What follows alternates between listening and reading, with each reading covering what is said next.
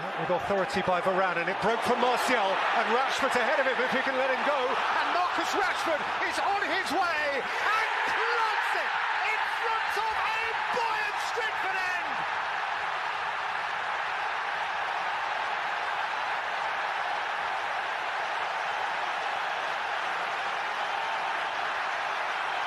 Manchester United are living again.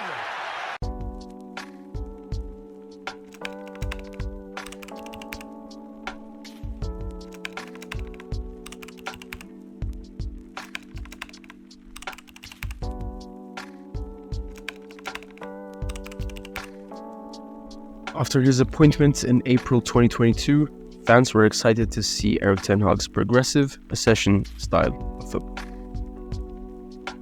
But after two back-to-back defeats to Brighton at home and Brentford away, change was needed.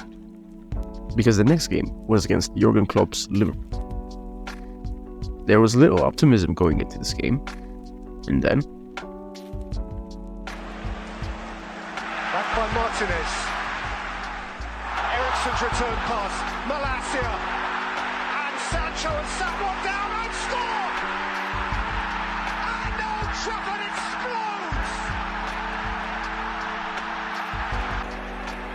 With authority by Varane, and it broke from Martial, and Rashford's ahead of him if he can let him go, and Marcus Rashford is on his way and clogs it in front of a buoyant Stretford. Man United, against all odds, would end up winning the game 2-1.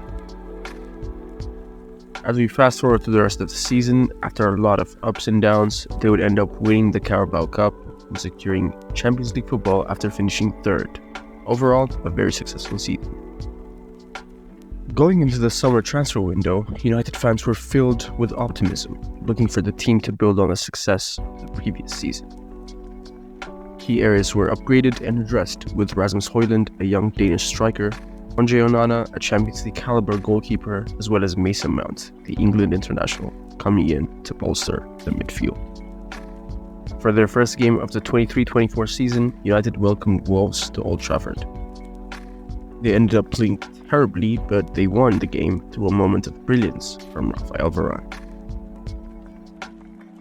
They continued to scrape wins here and there, with their most complete and dominant performance coming against Crystal Palace in the League Cup. However, the glaring inconsistencies in this side are clear to see. Rashford seems to have forgotten his abilities, leading to a massive drop in form. Rasmus Højlund, on the other hand, is yet to score a league goal, but is displaying some of the fantastic performances of this Champions League campaign, making him the top scorer in the competition. So what can these inconsistencies in the team be addressed to? In certain games, the manager's team selection and tactics have been very questionable. Star players like Marcus Rashford and Bruno Fernandes have had massive decline in form. But really, what stands out to me is the mentality of these players. Of course, it's not a question of quality, it's not a question of talent. They have a really good squad. They have incredible talents, incredible youngsters coming through the academy. So the only thing we can attribute this state to is the mentality of the players. Man United, despite being one of the biggest clubs in the world, has had a huge fall-up since Fergie's retirement. And there's a constant expectation for the players to perform at a high level, and I think this expectation has a lot of pressure on the players, immense pressure. And we've seen this time and time again. We've seen players like Sancho and Antony. They've come for huge price tags, and neither has come even close to justifying that price tag.